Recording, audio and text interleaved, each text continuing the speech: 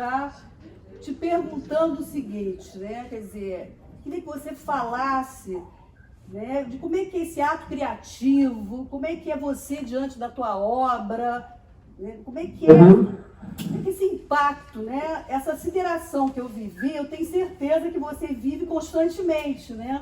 É claro, lógico. Como artista sensível. E aí, se você puder começar por aí, falando pra gente. Tá bom. Tá? Eu vou começar falando da minha formação. Né? Eu sou museólogo, mas eu estudei 2 anos de medicina, porque de alguma forma mexeu muito com as imagens que eu trabalho. Eu mexi muito, então eu sei mais ou menos os lugares das coisas, e algumas obras isso é muito visível. E isso também é importante eu dizer, porque mostra como eu sou uma pessoa, vamos dizer, eu não diria nem eclético, mas confuso. Eu sou uma pessoa confusa. Mas o meu trabalho surgiu de uma necessidade muito grande de expressão, de eu falar sobre o meu trabalho comigo mesmo. E a maneira não era só ficar pensando ou ficar fazendo planos. Eu precisava, de alguma forma, já que eu sou artista, ver o que eu estava produzindo, e isso eu levava. Comecei a fazer análise com 19 anos. Né? E era 4 vezes por semana. O analista era um dos fundadores da Sociedade Brasileira de Psicanálise do Rio de Janeiro, que era uma sociedade muito rígida com essas questões. Né? Então, eu ia para lá e falava das minhas angústias, né? E de questões, vamos dizer, que estavam me incomodando profundamente.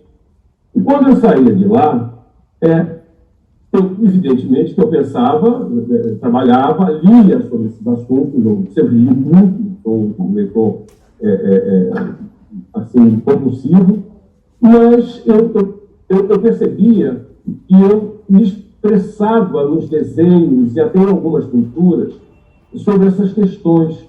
E a partir das imagens que eu criava, eu ficava, vamos dizer, analisando essas imagens. Hoje eu continuo fazendo isso e continuo me analisando o tempo inteiro. Então eu compreendo que os psicanalistas, especialmente os psicanalistas e as psicanalistas sensíveis como você, tenham uma percepção de que meu trabalho está muito ligado a essas questões. Né? Então, você vai poder mostrar alguma imagem? Eu não sei, você mandou, né, aquelas imagens? Só Mandei, mas então você tem como passar? Eu vou falar. Então, eu fazia uma série de desenhos e pinturas muito rápidas nessa época, muito mal feitas de propósito, porque eu não queria perder tempo. Eu nunca fui estético nesse sentido. O meu trabalho, ele, bem da verdade, apesar de ser um ideólogo, estudei história da arte, viajei muito para ver os museus, as coisas todas. Eu nunca me interessei pela estética, eu me interessava pelos conteúdos. Eu fui, evidentemente, influenciado por muitíssimas pessoas, né? As pessoas veem logo assim, tem Picasso. Claro, todo artista que diz o Picasso e que faz figuração tem Picasso. Mas eu também vi outras questões. Eu vi Marcel Duchamp, estudei Marcel Duchamp. Então, tem uma questão também conceitual em que eu falo das questões minhas na sociedade, na época que eu vivia naquela época, que era diferente de hoje. Né? Então, as questões que eu abordava eram as questões que tinham a ver muito com com a minha homossexualidade. Eu sempre fui homossexual desde muito pequeno. Aos 13 anos, eu já tenho noção completa de que eu não seria hétero ou qualquer outra coisa. E isso, evidentemente, criava, apesar de eu ser filho de pai e mãe extremamente cultos, e gente que nunca me perturbou com isso, mas eu percebia que, de alguma forma, especialmente para o meu pai, eu não era exatamente o que ele estava sonhando. Né? E eu percebia isso. Né? Então, eu tinha uma culpa, um problema muito grande de não ser filho esperado, apesar de que eles gostavam imensamente. Minha mãe me adorava, como eu adorava ela, e meu pai também sempre muito, muito compreensivo e me protegendo e me apoiando em tudo, mas essas questões eu levei para análise. Então, isso tudo passou. Eu tinha mandado uma imagem para você aqui, é uma imagem de 1970, logo que eu comecei a análise. É uma hermafrodita, é uma figura que é formada por um pênis, o escroto e uma vagina, que forma uma cabeça do homem, e dessa cabeça saem duas pernas, uma mais grossa, outra mais fina. É muito contundente essa imagem. E também eu comecei a falar das questões não só da minha sexualidade, como eu comecei, porque eu, aos 13 anos de idade, levei uma pedrada na testa e tive que parar no hospital, porque tinha um grupo de rapazes lá na escola que ficavam me paquerando, evidentemente, né? Inclusive acontecia muita coisa, não reclamo de nada, porque eu estava aqui mesmo. Agora, ficavam putos porque eu era muito, vamos dizer, eu deixava transparecer que eu não estava, vamos dizer, querer ser machistinho, nem nada disso. Nunca fui realmente uma pessoa, vamos dizer, escandalosa, mas eu deixava tudo muito claro. Isso era uma pedra, né? Eu chamava viadinho, viadinho. E aí eu tive que explicar que aquilo foram duas pessoas que estavam brigando e a pedra caiu na minha cabeça. E eu percebi que eu ia ter uma dificuldade muito grande para me ajustar aos padrões da sociedade da classe média, enfim. O que aconteceu? Eu procurei análise. E eu percebi que essa culpa, essas questões que eu trazia, estavam sendo resolvidas, ou pelo menos muito percebidas na minha psicanálise. E o que eu percebi, mais importante de tudo, é que aquelas pessoas que apontavam para mim como se eu fosse o anormal, eram pessoas incríveis, terríveis. O patrão querendo comer a empregada, o patrão branco querendo foder com a empregada negra, oferecendo para ela um salário mais justo. Trabalho, eu enviei para você um trabalho, e o título do trabalho é Salário Mais Justo. Então, uma mulher negra, tudo muito mal feito, muito apressado, de propósito, eu não queria fazer uma coisa estética, eu não dava para fazer uma pintura bonitinha para falar desse assunto. Né? O patrão que quer foder com a empregada negra e oferece um salário mais justo desde que ela deixe de ser estuprada por ele. Então, eu virei o dedo ao contrário. Você é um estuprador, você é um filho da puta, entendeu? As pessoas normais eu fui ver que eram corruptas. Então, toda a questão, por exemplo, de dinheiro, que está muito evidente na minha obra sempre, em 2014, eu entrei na Arte Rio, participando da feira, através da Galeria Arthur Dalton, uma traineira onde tinha um enorme neon de 3 por 4 metros, escrito homenagem às vítimas do dinheiro. Quer dizer, em 75 eu fiz o salário mais justo da empregada negra, tendo que ter pago um patrão branco para ter o salário justo. Justo entre aspas, né? Porque era uma coisa pavorosa. E em 2014, eu entrei falando homenagem às vítimas do dinheiro. Quer dizer, passaram 40 anos e o meu trabalho, o conceito que estava dentro do trabalho continuou. Ele não mudou. Eu estou falando homenagem às vítimas do dinheiro. Aquela mulher lá em 1975, que eu pintei, que eu falei dela, ela é uma das vítimas do dinheiro. Então, o meu trabalho, ao mesmo tempo que é figurativo, ele tem um conceito, ele é um trabalho conceitual. E isso me coloca, Gilda, como um artista contemporâneo, que fala dos conceitos, que fala da sociedade, que fala da sexualidade, que fala do racismo. O meu trabalho fala muito de racismo, entendeu? Então, eu fiz muitas questões ligadas à sexualidade, à injustiça social, e eu tenho a impressão que isso, de alguma forma, tocou você, porque isso me dá uma enorme alegria, porque eu vejo que eu não estou sozinho. Né? Quer dizer, o meu trabalho, ele está sendo aceitado, compreendido, está sendo aceito, compreendido. Isso, para mim, eu estou aqui conversando com você e com as pessoas que estão ouvindo, com uma alegria muito grande, porque isso é a prova de todos esses 50 anos de trabalho, de estudos que eu venho fazendo, não só da história da arte, mas também da psicanálise, que eu venho muito psicanálise, e outras coisas, certo? Ao mundo da arte. Então, o mundo da arte não estou dizendo que a psicanálise seja arte, mas está muito próxima da arte, né?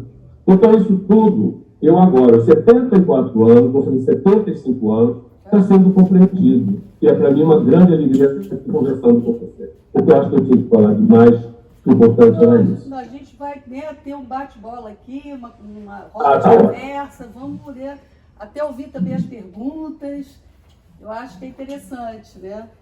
Obrigado. Ô, Vitor, você sabe, né, o quanto realmente eu fui atravessada pela sua obra, assim, na minha alma, né?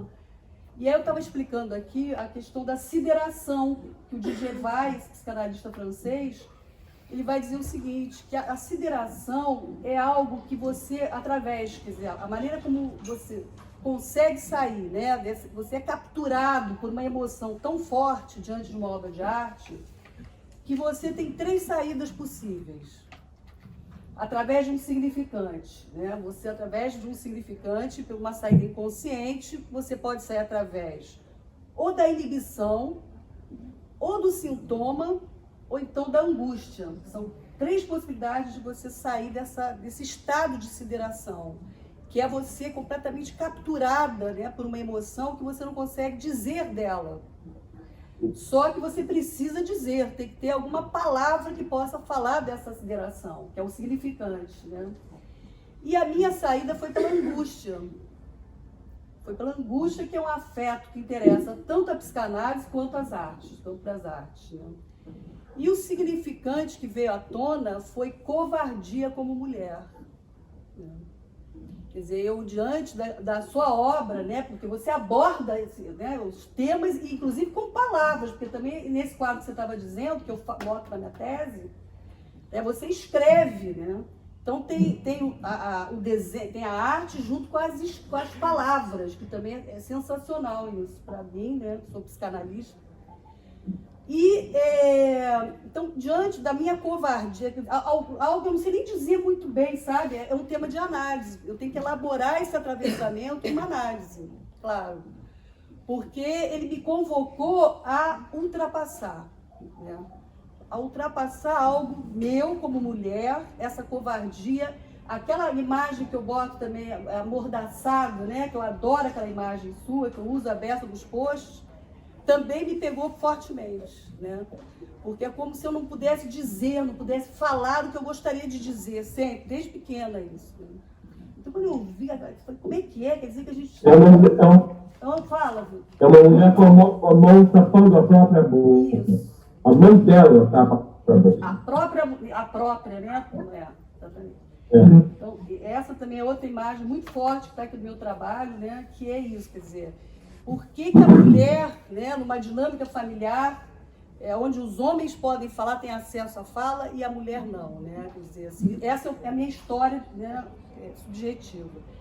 Então, a partir desse instante já que eu falo da Clarice Lispector, né, essa coisa que é aquele instante ali, algo fez até eu parar a minha análise. Eu fiquei tão siderada e tão angustiada que eu não conseguia falar, não conseguia produzir, Vitor. Eu saí, parei a análise. E fiquei capturada mesmo por algo que eu não conseguia, né? Enfim. Mas, felizmente, consegui deslizar, não fiquei eclipsada, não fiquei emudecida diante dessa captura, dessa sideração. E consegui, né, fazer um projeto de tese. Falei, não, vou estudar, vou levar isso para a arte, vou né, fazer essa conexão da psicanálise com a arte. E aí propus um doutorado. Então, a partir desse instante já inesperado, tropeçando no real, fui tomada por uma angústia pela perplexidade das imagens na obra do pintor. Corpos fragmentados, pênis, vaginas, cenas sexuais entre homens, espermas, corações, né? Porque você traz muito também, né, Vitor, a questão da sexualidade, que é um tema seu, assim, traz fortíssimo na tua obra, né? Com certeza. Essa sexualidade que está posta, né? Que está tudo dito ali e que também, né, me fez, assim, trouxe questões assim, para a minha análise também muito fortes. Bom, então, o Lacan tem uma frase que ele diz assim: jamais me olha lá de onde te vejo. Inversamente, o que eu olho não é jamais o que quero ver. De certa forma, podemos pensar que o objeto de arte pode nos mostrar o que não queremos ver, forçando seu olhar sobre nós. Então, alguma coisa que eu não queria ver, você me obrigou a ver, né? Foi alguma coisa assim. A tua obra, sabe? Você vai ter que ver, você vai ter que enfrentar, sabe? É como se você estivesse me apontando um dedo também, sabe? Assim, vai ter que se haver com isso, entendeu? E o Hal Foster, que é um crítico de arte muito importante, ele vai dizer também, e se baseia na psicanálise, ele nos alerta, diz assim: algumas imagens vão além do suportável e reviram o sujeito do avesso, levando-o na direção do obsceno, em que o olhar objeto fica fora da cena, sem moldura da representação, sem nenhum anteparo para contê-lo. O obsceno revela o real. O real para a psicanálise é o real, que é algo que é inominável, que o simbólico não vai dar conta. Né? Você é atravessado por um real que te bota diante da castração. Depois, se vocês quiserem perguntarem, sabe, a gente abre aqui para perguntas, né, Vitor? Então, o horrível da nudez do eu, o vazio do ser que traz o testemunho de uma angústia do real. Alguma coisa dessa ordem do estranho familiar, porque essa experiência do estranho familiar é algo assim, é uma experiência que você te causa um horror, ao mesmo tempo que aquilo te é familiar, sabe? Então você fica assim, como assim? Tem uma perplexidade em direção à obra, mas alguma coisa aquilo ali está falando de mim, mas tem a ver comigo isso, né? Então você tem vontade de afastar, não, isso não me pertence, ao mesmo tempo que aquilo te é familiar, né? Então é uma experiência de uma ambiguidade avassaladora, é algo também de um recalque, tem um retorno do recalcado, aquilo que você quis recalcar, que você quis rechaçar, retorna com força. E a experiência do estranho, que é um texto do Freud, de 1919, ele vai colocar algumas condições para você viver essa experiência. E uma delas é essa, né? É esse retorno do recalcado, que foi exatamente o que aconteceu comigo, né? Aquilo que eu não queria ver, até a relação entre homens, sabe, Vitor? Porque eu vivi muito, né, no ambiente de homens, né? Meu pai militar, estava sempre voltado para os homens, o olhar dele só dirigido ao meu irmão. Então, não que fosse, não fosse, a questão não é sexual, mas é também, né? De uma certa forma é, porque a relação ali, o laço social se dá entre homens, né? E eu me sentia muito excluída, quer dizer, o valor era entre eles, né? Então você também traz esse tema que sempre foi muito recalcado para mim, alguma coisa que eu não poderia trazer, né, à consciência. E aí nisso veio um ódio ao pai, né? Algo que estava muito recalcado, veio assim, uma raiva muito forte, que eu também não entendia bem de onde estava vindo. Então, assim, eu fui atravessada por muitas questões, sabe? E que realmente tenho assim, um conteúdo para aprofundar na tese, para estudar, para pesquisar, enorme, né? E questões de análise também, óbvio, né? Então, percebi ao longo da pesquisa que o quadro da minha fantasia pela abordagem psicanalítica e o anteparo na visão do Foster, porque para a psicanálise existe a questão é a fantasia, né? É a fantasia que é o anteparo em relação à realidade. A fantasia é o que sustenta o seu desejo também. Para o Foster, ele coloca como um anteparo, né? Eu fiz um pouco essa associação também da fantasia em psicanálise e o anteparo para o Foster, né? Diz respeito ao retorno do recalcado, que Freud nos ensina, que é a própria experiência, né? Isso que eu estou falando aqui. Não temos acesso ao real, só aos efeitos que aparecem como angústia. Então, quando você é tomado por uma angústia, a angústia sinaliza algo do real, né? É o afeto que não engana nesse sentido. Tem algo que eu não consigo saber o que é, mas que precisa ser simbolizado, né? O sonho, quando você acorda de um sonho, agora mesmo essa semana tive um sonho horrível, acordei, né, daquela angústia, aí você vai para a análise, você consegue simbolizar aquele conteúdo do sonho que aponta para o real, né, uma formação do inconsciente.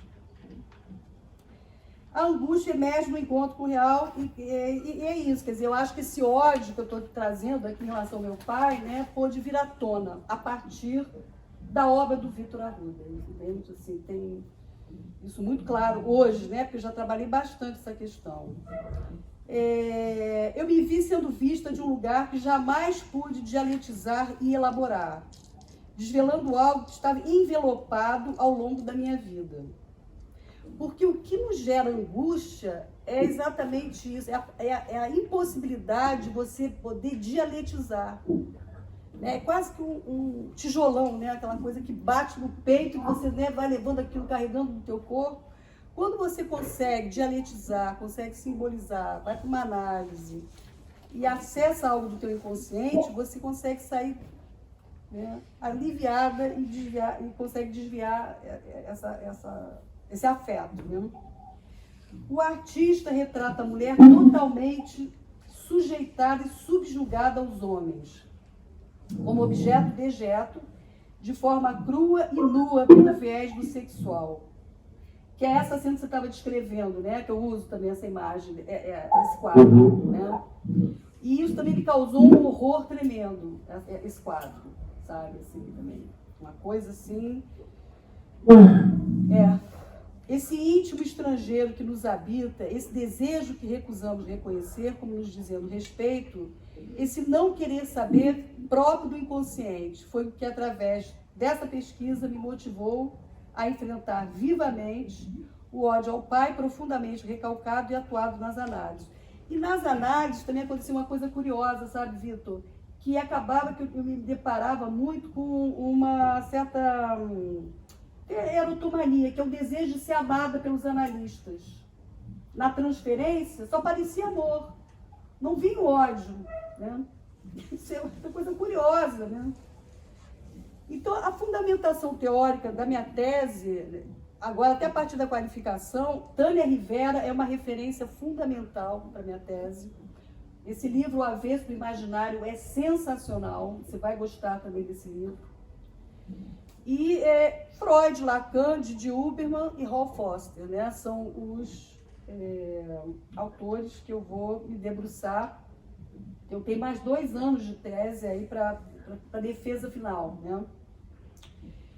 Procurei aprofundar, então, quer dizer, esse termo, essa questão aí do estranho, mas também eu fui atravessada pelo olhar, né? Isso também é outro traço muito forte também na tua obra, né? Até que você falasse disso, né? Agora no Paço Imperial, na tua exposição, eu também fui buscando um pouco isso e me dei conta que tem o olho. Eu acho que em quase todas as telas, né? Você também traz sempre essa marca do olho, né? Não é do olhar. Sim. Mas, esse olhar, primeiramente, é o meu. O olhar de quem está construindo essa pintura. Né? Eu tenho que ficar prestando atenção no que eu estou fazendo, porque quando vou fazer um trabalho, eu tenho uma vontade, um desejo em relação àquela tela. Só que ele muda no meio do caminho. Entendeu? Eu estou fazendo, eu vou vendo, vou percebendo que eu posso fazer melhor, eu posso fazer de uma maneira mais explícita. O artista escorre e eu percebo que ali, naquele lugar escorreu, formou uma outra figura que me interessa mais do que eu estava fazendo antes. E depois, quando isso tudo vai acontecendo e eu estou olhando para aquilo, a grande recompensa que eu tenho é quando eu termino, eu fico com uma obra nova, diferente, baseada naquela vontade que eu tinha, mas é uma coisa que me surpreende. Eu acho que uma coisa importante para o artista é quando ele termina uma obra e ele se surpreende, eu me surpreendo. Porque se eu me surpreendo, provavelmente algumas pessoas também se surpreenderão. Né? Agora, não é só o meu olho. Aliás, é o meu olho também de uma outra maneira, porque eu sou extremamente voyeur. Voyeur em todos os sentidos. Entendeu? Eu acho...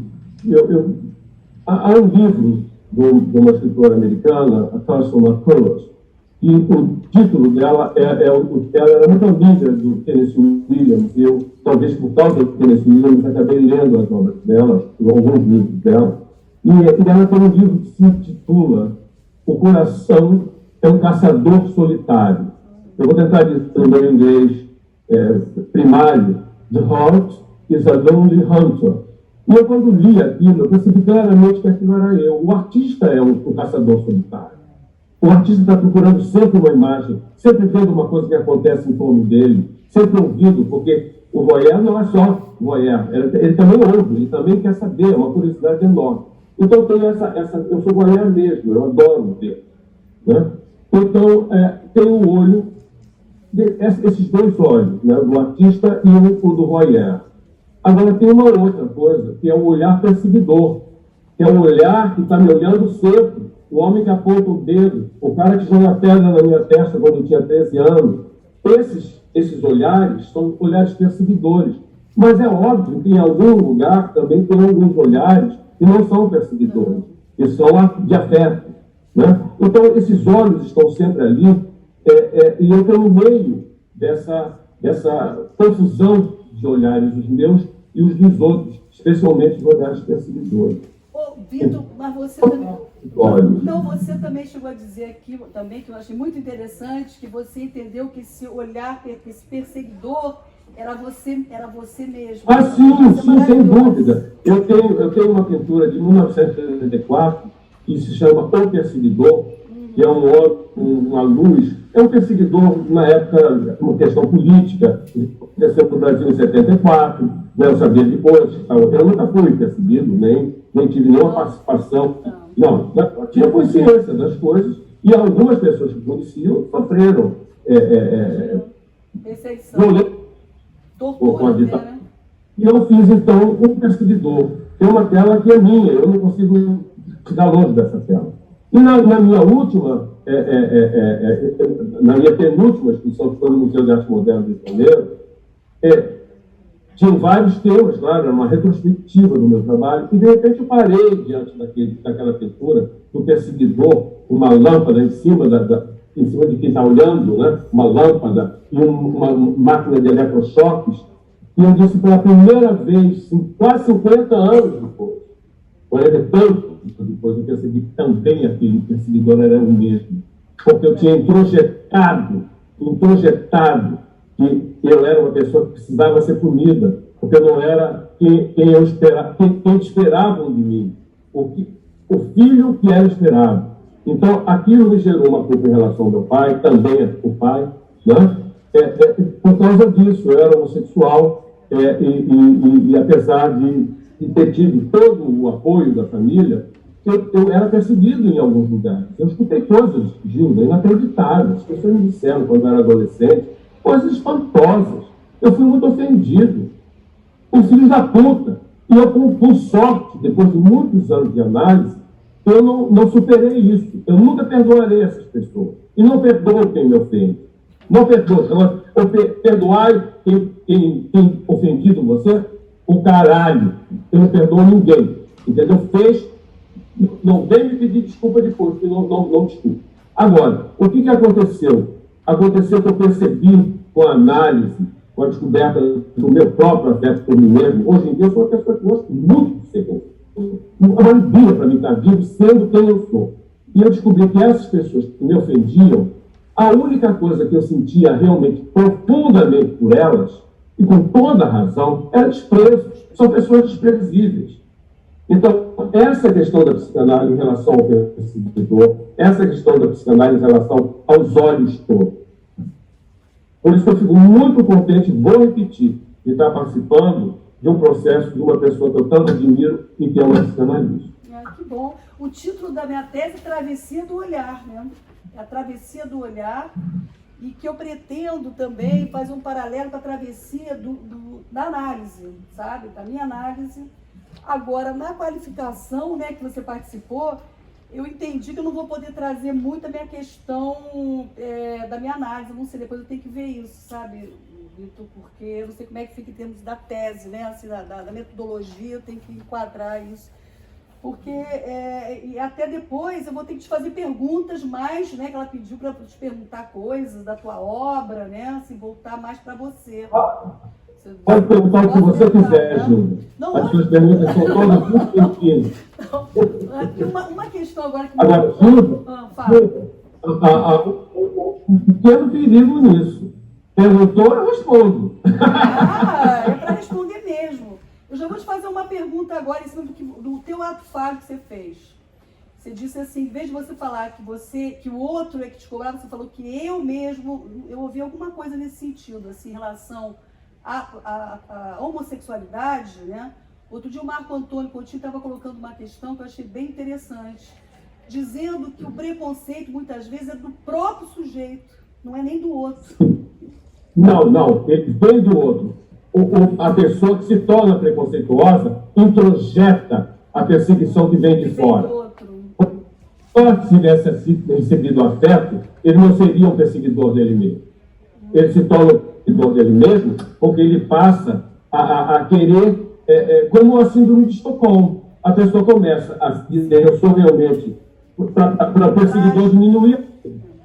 Então, eu digo, não, eu sou viado mesmo, entendeu? Eu não mereço afeto de ninguém, eu sou um porra louca, eu sou um direitinho. Às vezes, seu moço, te perdoa, entendeu? Eu acho que ninguém se torna perseguidor de si próprio por conta própria. É porque ele vai introjetando a mulher não se sente superior ao homem, mas quantas mulheres se colocam em posições inferiores aos homens, porque o dia inteiro a família, o avô, a avó, todo mundo diz, você é inferior ao homem. Ela acaba achando que aquilo é verdade, e não é verdade porra nenhuma.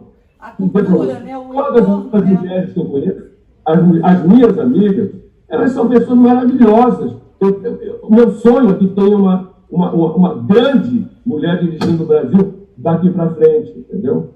Eu admiro profundamente a capacidade das mulheres. E você sabe que esse tema é fundamental mesmo, né? Porque na relação pré-edípica da menina com a mãe, que até o Lacan chama que é uma relação devastadora, o Freud chamava de catastrófica e o Lacan de devastação, que a mãe devasta a filha. E o que eu entendo é que é uma questão mesmo cultural, quer dizer, a mãe já está inserida numa cultura que tem esse olhar sobre a mulher, e ela replica aquilo em relação à filha dela, né? E a questão da homossexualidade também, né? Também tem uma questão aí, sem dúvida, quer dizer, você quer agradar o seu pai também, e aí percebe que você vai desagradar o outro e aquilo volta para você, né? Alguma coisa nesse sentido mesmo, né? Assim, tal janela utilizada por Arruda em sua obra pôde nos remeter ao pintor René Magritte, que foi uma grande influência para ele. O quadro A Condição Humana, apresentado. E aí, olha, aí eu fiz um texto que diz assim, né? No livro Isso Não É um Cachimbo, o autor nos diz que Magritte nega em palavras o que escreve abaixo da imagem em sua tela, a traição das imagens. Isso não é um cachimbo, mostrando a autonomia da obra de arte, ou seja, que o quadro é um objeto bidimensional, que não representa nada, ele apenas se apresenta como obra em si. Penso, não é? Penso que o quadro A Condição Humana também apresenta vivamente essa afirmação de Magritte em ato. O quadro é a própria vida em si, sem possibilidade de representação. Será que poderíamos dizer também que aquilo não é um quadro, aquilo de fato é uma janela? Eu fiz essa pergunta aí.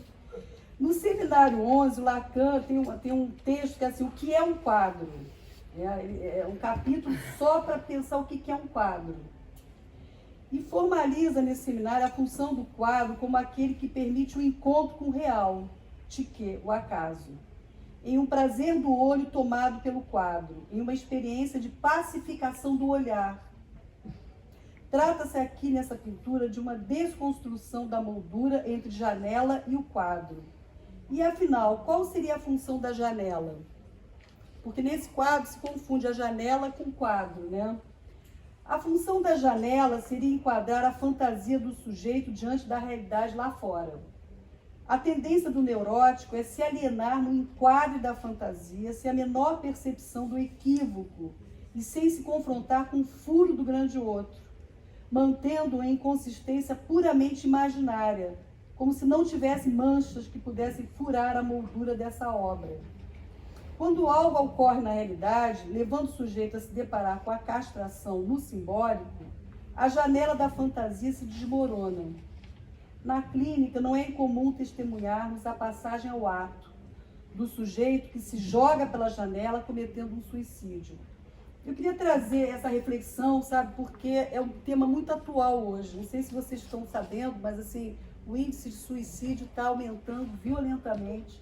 Jovens que se atiram pela janela, agora mesmo. É porque tem essa questão da janela da fantasia, né? Que assim, na questão neurótica, que a gente atravessa numa análise essa fantasia, né? Que seria essa janela. E pular fora da janela é quase que uma coisa mesmo assim, né? De você se jogar, se lançar para fora, né? Da fantasia, e acaba se deparando com suicídio. Né? Enfim, então a reflexão que se faz diante da janela, das janelas presentes em ambas as obras, porque tem uma obra do Vitor, que eu fiz um paralelo com essa obra. Ai, olha, porque hoje ficou assim, né? Tinha que ficar tudo aí na tela, na pena. Porque você tem uma obra... Ai, cadê, gente? Tô achando. Bom, enfim. Eu fiz um paralelo, então, da sua obra com a do Magritte, né? E que a reflexão que eu fiz foi que, diante dessas janelas presentes, ambas as obras, que o quadro é uma tema da mostração da fantasia. Ah, bom, isso eu não vou nem entrar aqui.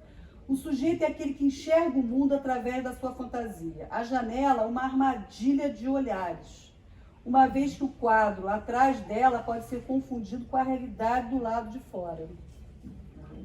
A janela é, pois, o enquadro da fantasia que sustenta o desejo do sujeito. O quadro se encaixa nessa janela e da fantasia que se mistura com a realidade. É o quadro que o sujeito pinta para ver a realidade da janela de sua subjetividade. O quadro não cobre inteiramente a janela do sujeito. É a partir da existência da separação entre a janela do sujeito e o quadro de sua fantasia que podemos pensar no deslocamento do sujeito. A fantasia, até mesmo uma travessia de uma análise, mas porque aí a minha proposta é falar, né, dessa travessia, que é exatamente disso, né, dessa janela que a gente atravessa, né, Essa janela não é fuga. Oi? Essa janela não é fuga. Não, essa janela você não... Inclusive, essa janela, ninguém... É o enquadro da fantasia que você não muda a fantasia. Numa análise, você muda de posição. Você pode sair da posição de objeto a sujeito, tem uma travessia, mas a janela é a mesma. Não tem como você mudar essa janela. E é interessante como é que o artista traz isso, coloca isso na obra, né? Essa questão dessa janela aí da fantasia. Então, eu vou falar do estranho familiar na maternidade. Eu falo, né, da minha relação também de mãe, né? A partir do nascimento do meu filho, deparei-me com uma grande solidão como mãe.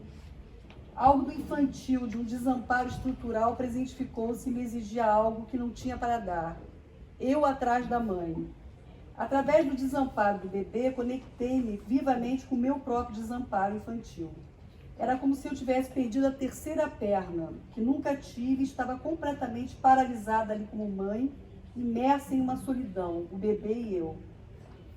Será preciso coragem para fazer o que vou fazer, dizer, e me arriscar a enorme surpresa que sentirei com a pobreza da coisa dita. Mal a direi, a terei que acrescentar. Não é isso, não é isso. Clarice Lispector. Nada como Clarice Lispector nos ajudando a dizer nesse instante em que as palavras faltam e o silêncio barulhento nos atormenta. Afinal, o que seria essa solidão estrutural? Por que eu estou trazendo isso aqui também? Assim, não sei se ficou claro que também um tema da tua obra, o Vitor, que pegou em mim, foi a solidão. Meu trabalho fala muito da solidão. A solidão. E a solidão no sexual também. Também. Né, assim, do desamparo, né, que foi minha dissertação de mestrado, que até saiu livro, até vou depois fazer um lançamento, que foi sobre desamparo, eu migrei para essa solidão, sabe, no sexual, e aí também atravessada pela sua obra, né? Como ser visto através do olhar do grande outro. Desejar o meu nascimento, desejar me abortar, entendo essa solidão ligada ao desamparo primordial, ou seja, o desamparo do nascimento. Como lidar com essas marcas na contramão do desejo do grande outro? Tornei-me uma criança invisível. Não me olhe, não sou criança. Uma certa vez escutei de uma amiga de infância que desde sempre já era uma velha e não uma criança como as outras crianças que brincavam. Da minha parte, a única brincadeira que me recordava era como mãe. Eu, quando criança, eu já brincava de ser mãe, era uma coisa curiosa, assim, também, sabe? Assim, na minha solidão infantil, eu fui buscar essa saída pela maternidade desde sempre, sabe? Assim, um traço. E que você também, quer dizer, foi um tema também que me fez aprofundar isso também, sabe, Vitor, na tua obra. E que legal que você está confirmando, né? Eu diria que a minha obra é primeiro sobre a tua solidão. Mesmo no erotismo, eu sempre tive a impressão que o abraço tem que ser sempre 2 abraços.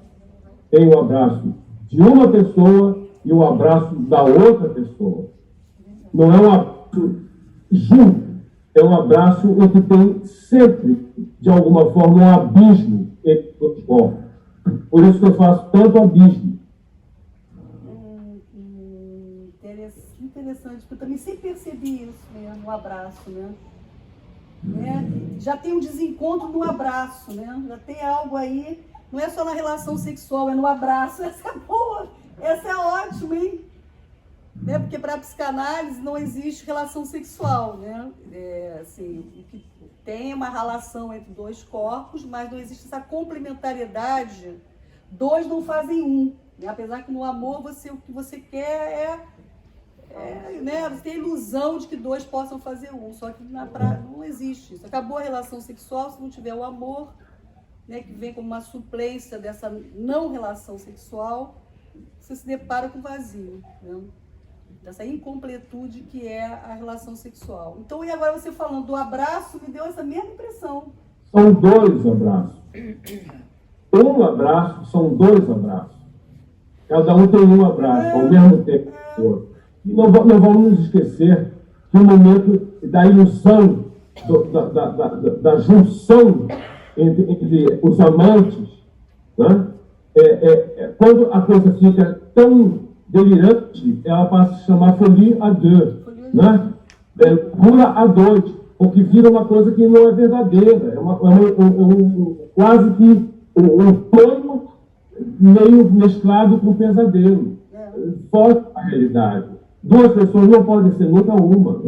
E o meu trabalho fala disso. Fala disso profundamente. E essa folie à deux, né, é interessante isso na clínica, porque aquelas 2 pessoas se unem e produzem uma loucura. Na separação, quando essas 2 se separam e conseguem outros pares, aquilo se dilui. Era só naquela relação que produzia essa loucura de 2. Né? Isso é interessante mesmo, e que tem a ver com todo isso que a gente está falando, né? Dessa coisa mesmo, desse desencontro, né? Que você vai forçando, né? Você quer que 2 possam fazer um, que é impossível, né? Afinal, o que seria essa solidão estrutural? Como ser visto, então, né? Entendo essa solidão ligada a esse desamparo, já falei. Acrescento a curiosa questão da Júlia Kristeva no livro Beauvoir Presente. Aí eu vou entrar aqui, porque deixa eu explicar isso. Quer dizer, eu fui levando essa questão do estranho familiar, eu levei para a questão do feminino, como um dos nomes do estranho. Né? Que a tradução do alemão agora, Vitor, é o infamiliar. A última tradução, saiu o livro e tudo, né? Então, esse estranho que é essa posição do feminino, que é essa solidão de cada um, que o poeta, o artista, consegue dizer, consegue retratar essa solidão, que a gente não tem palavras, né? Que você fica ali no desamparo mesmo, né? Joga no desamparo. E a posição do feminino, ela é desse vazio, né? É para além do falos, eu não sei se vocês entendem isso, se é difícil essa fala, assim, né? A posição feminina, ela tanto homens quanto mulheres, num processo de análise, visam esse lugar do feminino. Os poetas, o escritor, o artista ocupa essa posição. Não tem como ser outra posição, né? Que é diante desse vazio, dessa falta de fala. Ele tá diante desse buraco, né? Quer dizer, assim, ele consegue encarar esse buraco, esse vazio, sem precisar botar, se sentir poderoso, botar dinheiro, botar insígnias fálicas, assim, né? Não, ele consegue, né, se haver com a castração, olhar para isso. E o poeta, ele vai botar isso nas palavras, ele vai conseguir falar desse feminino, né? Que o artista diz disso, né? Então eu fui levando, no meu 4º capítulo é sobre o feminino, sabe? É sobre essa questão do feminino aí na teoria lacaniana, que é bastante complexa. O Lacan leva para mitologia, né? Quando ele traz também, vai dizer que a verdadeira mulher é Medeia e Madeleine. Ele traz o mito da Medeia, E aí eu queria até levar, né? E aí eu queria levar até para esse ponto aqui da tese, Vitor, que você também toca na verdade, né? Você vai lá realmente, e aí hoje, ouvindo novamente você falar, que desde sempre, né? Você não recuou. Você não recuou diante ali das suas escolhas, da sexualidade, do que você gostava, né? Apontando para a verdade do sujeito. E isso tem uma força, né? Isso tem uma força. Não foi à toa que você se tornou o artista que você é com a tua obra, entende? E o Lacan, ele leva a teoria também apontando para essa verdade que é não toda. Você não tem como chegar a ser que é não toda. A verdade, ela é não toda. Você não está entendendo. Eis a verdade, a totalidade. Não existe isso. Não, pois é, perfeito. Perfeito. Então, você está ali sempre apontando para a verdade, mas assim, nunca chega lá. Você está sempre, sabe, dando voltas e tentando, através da palavra, né, falar dessa verdade. E aí ele traz essa questão da mitologia, aí aponta para os mitos, que é uma forma de você falar sobre a verdade também, através dos mitos, nos ajuda, né, a acessar essa possibilidade da verdade, que não é objetiva. Então os mitos nos ajudam. Então Lacan aponta para essa questão aí mitológica, que eu também levo para pensar o ódio, né? Porque eu estou com esse viés do ódio aí. Então, trago Medeia para poder pensar, né? Porque Medeia, ela, para se vingar do amante, ela mata os filhos para poder fazer o marido sofrer, quer dizer. E aí, Madeleine queima as cartas de Gide, que eram as cartas mais lindas de amor, um grande escritor que ganhou o prêmio Nobel, né? E ela queima as cartas para poder afetar Gide, que estava envolvido com rapazes. Ela achava que ele só tinha uma relação sexual com os meninos, que ele não se envolvia com os garotos. O amor era com ela, através das cartas de amor. E aí ela percebe que ele estava envolvido, sim, com um rapaz que tinha sentimento, e aí, com ódio dele, ela queima as cartas, né? E o Lacan traz essa questão aí da verdadeira mulher, né, apontando para essas duas mulheres aí, que é muito enigmático isso também, mas eu pretendo estudar e trazer aqui também na tese, sabe? Então, assim, pretendo desenvolver isso. E é isso, gente. O que vocês estão achando? Agora eu quero ouvir vocês. Só 10% é verdade, Manuel de Barros. Oi? Que afinal de contas, só 10% só é verdade. 10%. Boa, bem lembrado. Ele é sobrinho neto, né, do Manuel de Barros. O Alex está lembrando que é só 10% de verdade que a gente tem. Linguagem pura. Pois é. E aí, deixa eu te dizer qual é a ideia também para o ano que vem. É de você vir aqui expor numa galeria, tá, Vitor? A gente vai organizar. Vamos ver, com muito prazer, com muito prazer. Ah, legal. Gente, olha só. 5h30, chegamos no final. Querido. Queria te agradecer muito. Foi muito legal.